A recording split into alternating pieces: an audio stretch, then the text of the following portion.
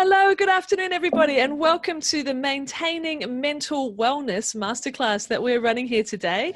This is on behalf of DFKANZ for all of our clients and all of our employees and our contacts to help you move through this rather challenging time that we've all been facing over the last few weeks. Maintaining mental wellness when you're in the midst of adversity and change is one of the most important skills that you can develop. So what we're going to be learning today with the help of Alan Jackson is really helpful with what you're facing right now. But just as importantly, these are skills that you'll be able to utilize and share going forward after we return to what has been referred to as the new normal. So in essence, humans don't cope that well with uncertainty. Our brains don't enjoy it, and we tend to fill in the gaps, and we don't always fill it in with good and positive information. So today, Alan's going to be taking us through how to prepare yourself for whatever is coming so that you're in the best headspace to help yourself, your clients, your family, your community, the whole kit and caboodle.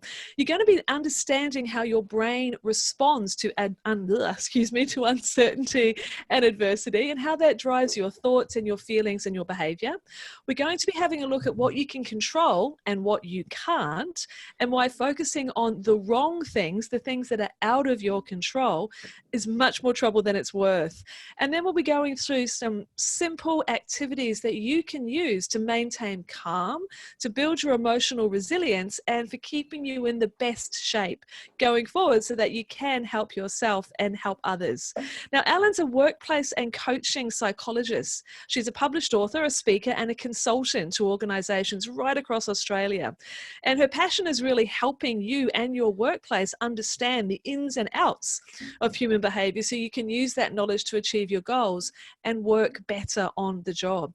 So you're in very, very good hands. We very much appreciate your help in your presentation here today, Alan. I'll keep an eye on the chat box. Guys, you'll see down at the bottom of your screen, there is a wee box where you can type in any questions that you have, but we'll also check in at the end as well if there's anything that you would like to ask of Alan. This is being recorded, and you'll also receive a link to it so that you have the chance to refer back. Or if you're listening to the replay now, feel free to reply to the email that came out with that link if any questions come up for you. So for now, I will hand you over to Alan, who will teach you how to face adversity and come out shining. Thanks, Alan. Thank you so much, Angela, and welcome everyone. Thank you very much for having me on board today. We've got about 30 minutes to work through some, fascinating topics, some slightly complex topics, but certainly some practical tips for helping you to best manage your, what's up here and a little bit of what's in here as we work our way through today's challenges and, as Angela said, into whatever the new normal looks like. So I'm a workplace and coaching psychologist. I work with leaders and teams to help individuals to understand human behavior and then to thrive and flourish at work. So it's a field known as positive psychology, and you may have heard of that. I also host a podcast called the Potential Psychology Podcast, where I get to talk to other experts, my opportunity to learn and share what they know about things like human behavior, neuroscience, well-being, mental health, parenting, performance, a whole raft of positive and exciting topics. And at the moment, because I'm human, just like everyone else, and I'm also having to kind of work out what this new normal looks like, I've just started putting a lot of my content online. So I'm pivoting my business. Traditionally, I've done a lot of face-to-face workshops and provided information to people, in groups and one-on-one coaching, but I'm now having to move that, as many of us are, get creative, and I'm moving that to online programs. So that's a little introduction. Today's session, what I'd like to talk you through is firstly just understanding your brain and what happens when we're faced with a very overused term at the moment, unprecedented change and uncertainty, because that's what it is on a global scale. From a psychological point of view, it's actually fascinating. It's like a giant human social experiment that we're going through to see what's working, what's not working, what happens when we reset as families, as organizations, what could work look like, given that we've thrown the nature of work up in the air and letting it kind of land in different places.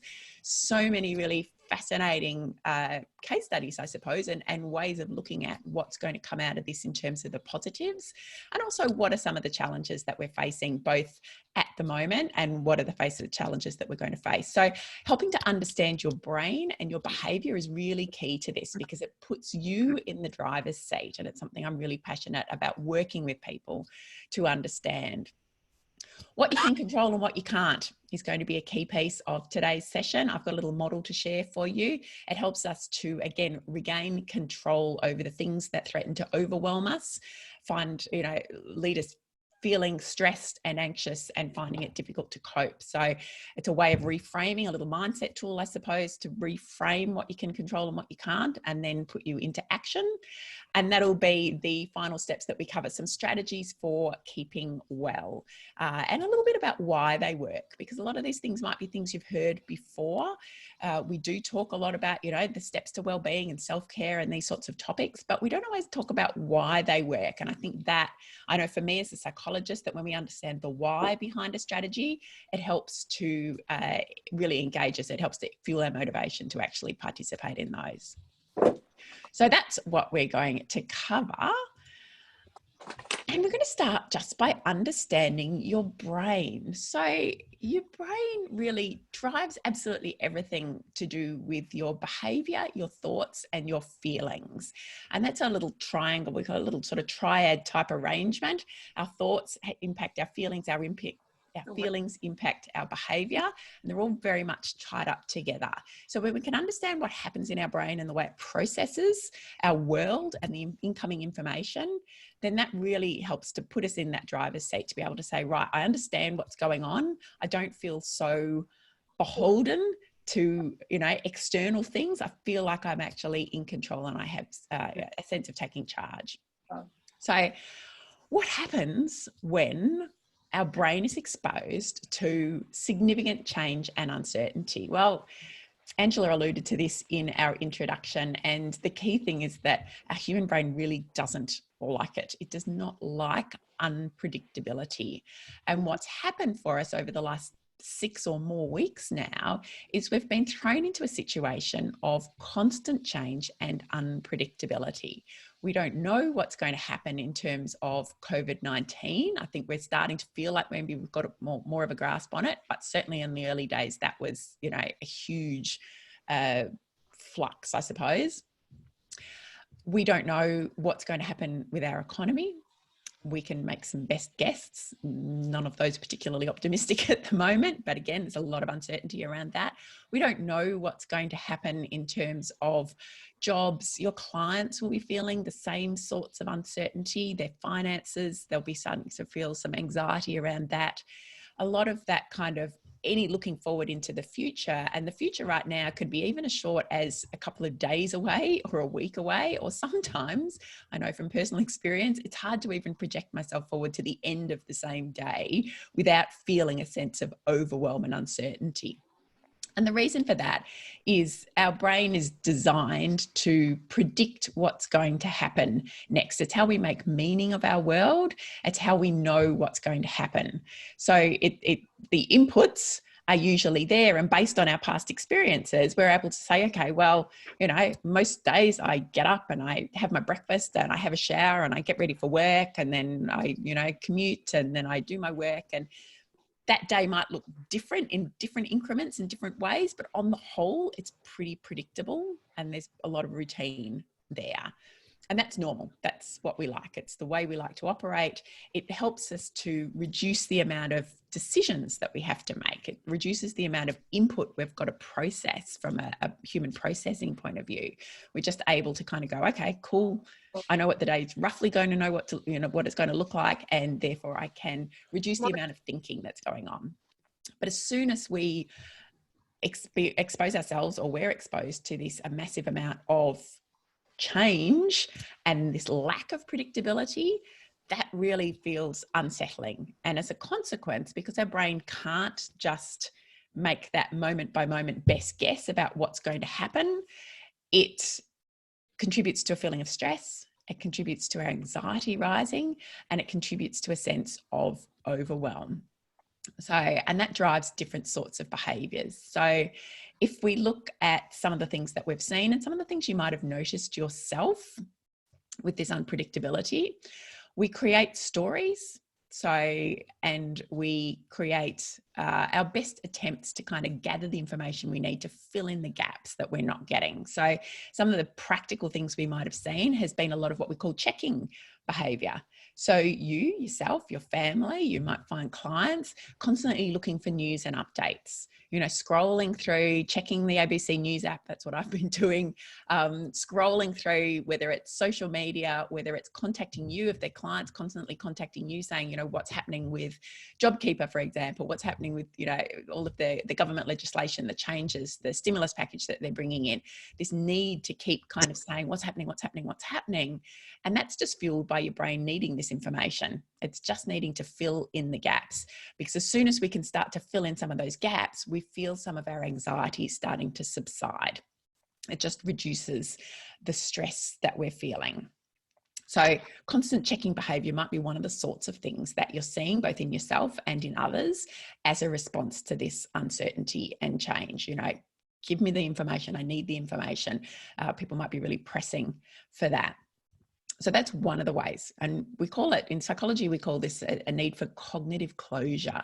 So it's trying to fill in some of these information loops. You know, my brain says, oh, financial situation, money worries, what are we going to do? As soon as we project ourselves forward into that, we start to feel really anxious. I don't know what's going to happen. I don't know where my money is going to go. I don't know about my investments. I don't know about my income.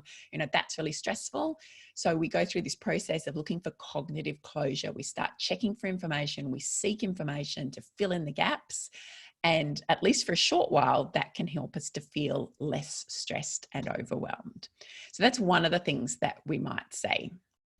Another thing that we tend to say, and we certainly saw this early on when the coronavirus outbreak first occurred, is seeking control over our environment. So that's the psychological term for it. From a practical point of view, it's looking for ways to just kind of feel better about what's going on. So we saw a lot of panic buying and hoarding of items very early on. So again, you know, when we looked at it, certainly at the time, it was like, what is going on? This is crazy behavior. Why are people doing this?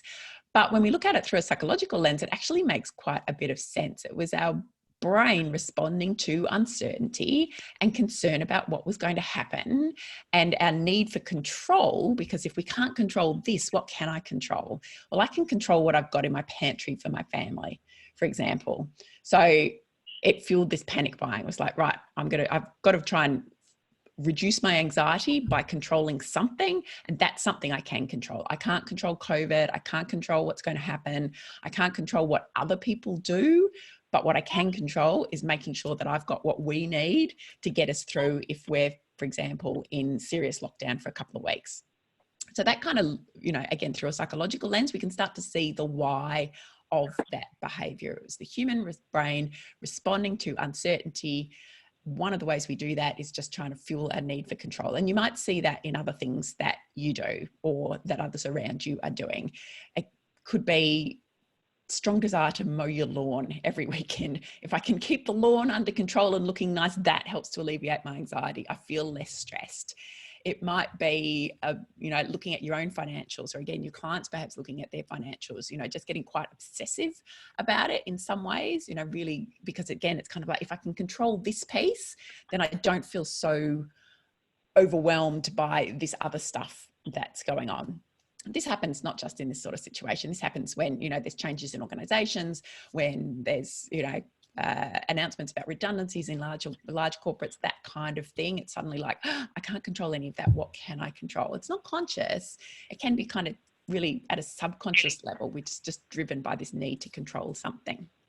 So financials, you know, maybe kids' behavior, you know, getting really controlling about bedtime, or getting really controlling about whether or not they get their schoolwork done. So it's starting to look at, you know, what are my behaviors, or what are some of the behaviors that I'm seeing around me that perhaps seem confusing or perplexing, and looking for the reasons why. And that's one of them. So cognitive closure, looking for information and checking, looking for control where we can get it in some areas of our lives to compensate for the areas we can't control. And the third thing, and there's obviously lots of things, but the third thing that I think is probably key right now that I've chosen to share with you is just worry and rumination. So again, when our brain can't predict what's going to happen, what we tend to do is fill in the gaps by creating our own stories, so our brain wanders off into the future and territories that, it's like, well, I don't know what's going to happen. Maybe if I worry about it, maybe if I ruminate. Again, we're not consciously thinking this, we're not deciding to worry, it's just what happens. So we start to feel kind of levels of anxiety rise. We start to feel more anxious because we're worrying about, okay, well, I'll worry about the kids' schooling. I'm going to worry about our financial situation. I'm going to worry about what's going to happen with my business. I'm going to worry about so many things. There is no shortage. My health, my family's health. When we get to resume some sort of normal life, what will that normal life look like? These are just some of the things that might be playing on your mind or playing on clients' minds at the moment. And again, it's your brain just trying to fill in the gaps. It's like a mental rehearsal. If I worry about this, maybe I'll be able to solve it. And if I can solve it, then I can feel better. But of course, certainly in our current situation, we can't control most of this. I'm not going to talk about that in a second. There's so much of this world right now that we can't control, and yet our natural tendency is to worry about it anyway. And as soon as we start to feel that worry, it starts to impact on our sleep, it starts to impact on our mental health, it starts to impact on our mood, it starts to impact on our ability to focus and concentrate and therefore do our jobs well. So it's not a functional way of responding, but it's a very normal and human way of responding. And I'll talk a bit about how we get around that shortly. Okay, so that's just a few of the things that are going on there. That need for control. In fact, I've got a slide I can show you here. Need for control or need for closure, the checking behavior, the need for control, which is that, I can't control all of that, so I'm just going to really try and tightly control this. Worry. The other thing that I didn't mention that is there on that slide is this, what we call our negativity bias. So our brains are actually primed to look for things that threaten and worry us ahead of things that are good and positive. Yeah, it's a safety mechanism. It's there to stop us getting run over when we cross the road, or to, if you think back to the beginning of humankind, it's built in to keep us safe from predators, really. We've got to be constantly vigilant for things that might be threatening to us, things that might harm or hurt us in some way. Now, as a society, we've developed significantly since then. We don't have to worry so much about predators. We don't have to worry so much about the things that are going to harm and kill us on a daily basis. But what we do have is still lots of other threats to our sense of identity, threats to our ego, threats to our financial security, threats to our health and well-being. And so as soon as any of those possibilities pop up, they're the things that we focus on ahead of perhaps maybe some of the more logical ways of responding to it. So we're primed to be able to do this. And when we see a threat, again, whether it's an announcement about the economy or the real estate market or our investments or, anything that might crop up, automatically we'll pay closer attention to it than we would about any positive news. We'll lend more kind of credibility to it. We sort of notice it and go, oh, that's important. All that other stuff, I don't know, this is something I need to worry about. This is what my brain is telling me I need to focus on. And we have a stronger emotional reaction to it too. So we're primed to kind of see all of that negativity, the challenges and the threats ahead of what might be positive, what might be opportunities, what might be good news stories.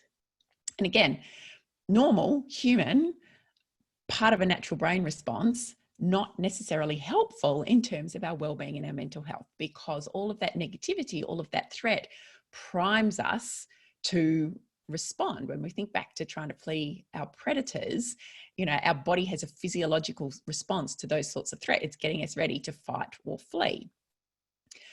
But in this situation, there's nowhere for that kind of physiological response to go, that I had pumping heart, the sweaty palms, the anxious stomach, and all of the flow-on effects of that on our mood and on our behavior, perhaps our levels of irritability, our sleep, etc., etc. There's nowhere for that to go.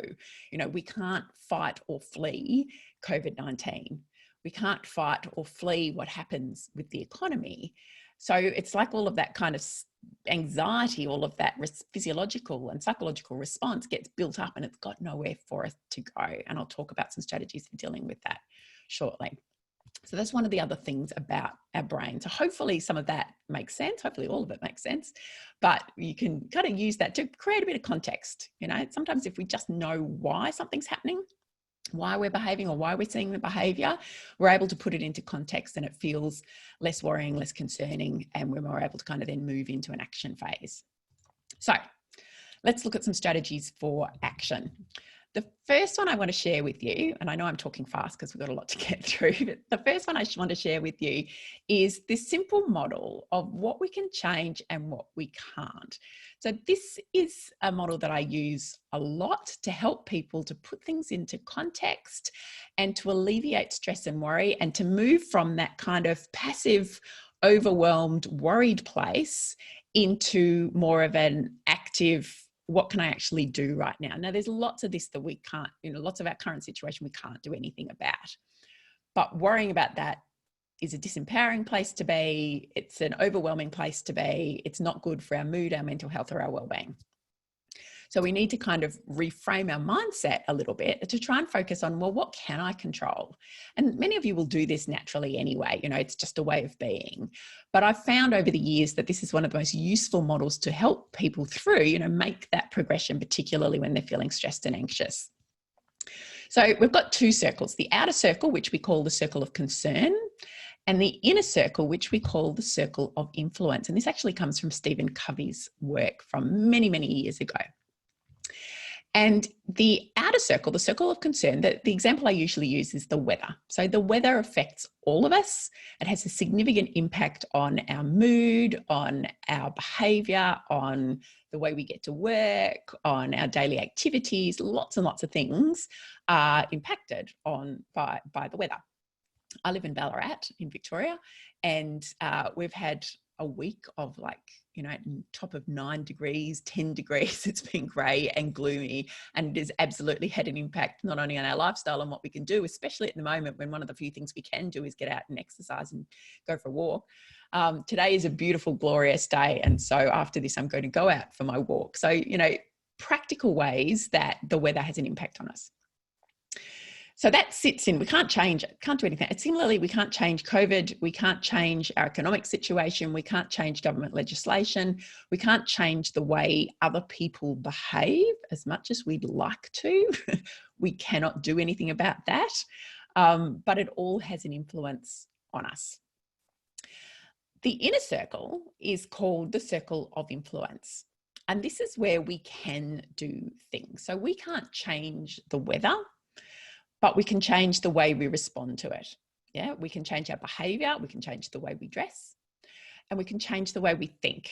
So reframing it, which is the term that we use in psychology, reframing it to say, okay, well, this is crappy weather, but it's great for filling up the dams. It's great for the farmers, seeing New South Wales and Northern New South Wales and Queensland getting rain at the moment, that's a wonderful thing. And as soon as we start to reframe it that way, instead of feeling like, oh, this is miserable, oh, this is bad, I can't do anything, this is terrible, which is a really negative, disempowering place to be. As soon as we frame it in terms of, but, it's good for the garden, or it's good for the farmers, or, perhaps it's good for not worrying about the exercise today and watching Netflix instead. There are ways of reframing it in our minds that help us to feel better.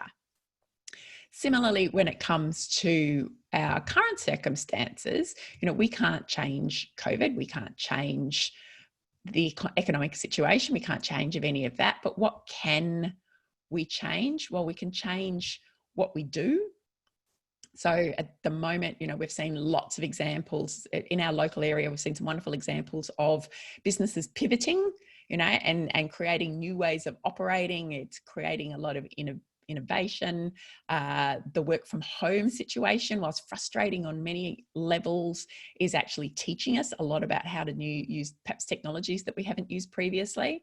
So there's lots of things that we can do. So it's when we refocus our attention and our thoughts and our actions on that center circle, what we can influence, what can we control, that we can start to feel a whole lot better. So spending our time focusing on the outer circle, the stuff we can't do anything about, and worrying and ruminating about that and getting stressed and overwhelmed by it, it's disempowering. It's a place it's a passive place to be, and it's not good for our mental health and well-being. If we can refocus and think about, well, what can I do right now? I can't do anything about all of that, but what can I do? If I can remind myself to always focus on my circle of influence and the things I've got control over, even if they're just tiny things, that's really positive. It's an empowering and it's an active place to be, far better for our mental health and well-being. So ordinarily I would ask you if you have any examples of the ways you're doing that, but it's a bit difficult in this scenario. So I challenge you to think about it. That could be a little task, is to actually think about, well, what have I actually focused on in my circle of influence? What have I done and what could I do more of? Okay, so let's go through a couple of simple strategies here. This is how we can manage some of the perhaps the stress, the overwhelm, the practical ways, things that are in our circle of influence that we can do something about. The first of these is just what we call simple mindfulness, which is not just sitting in a lotus position and going om. Simple mindfulness is just the practice of staying focused on the here and now. So when we're dealing with uncertainty, when we're dealing with stress, it activates what we call that sympathetic nervous response, that fight or flight response. It can feel stressful. It can contribute to poor sleep, can contribute to that feeling overwhelmed, the sweaty palms, the anxious stomach, the lack of focus.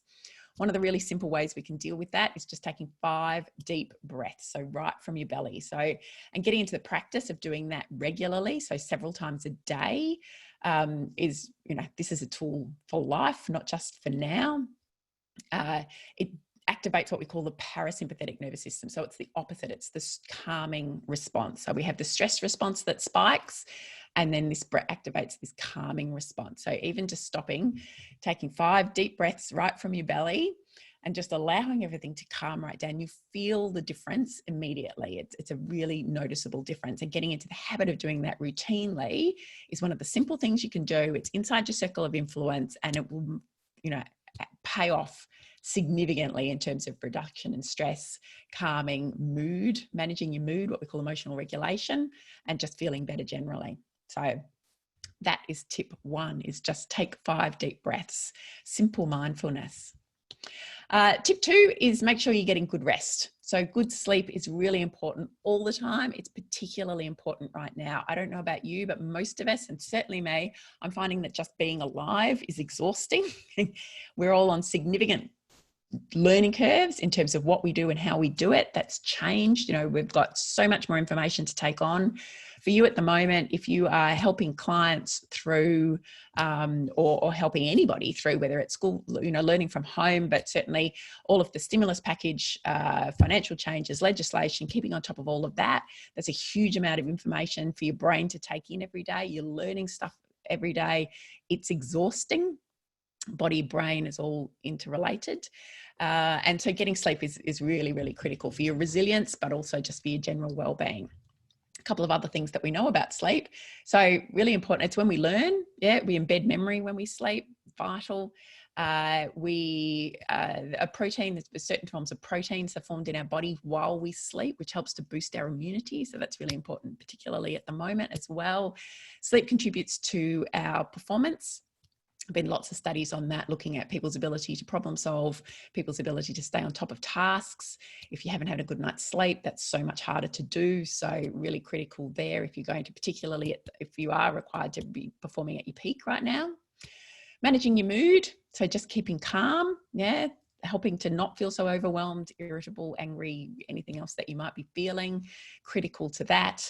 And just our self-management generally, our ability to stay focused, to get on with our tasks, to manage our days, to manage all of the changing that's going on. So you might be flicking, if you're working from home, you might be flicking back between, trying to get something done for a client, helping a kid with their schoolwork, responding to phone calls from family, there may be lots going on. And so your ability to be able to do that effectively and efficiently is going to be significantly enhanced if you've had good sleep and rest. So average adult 7.5 to 8 hours sleep. They say there is a lot of individual variation in that. So the key for you is to be able to identify how much sleep you need to feel well rested the next day.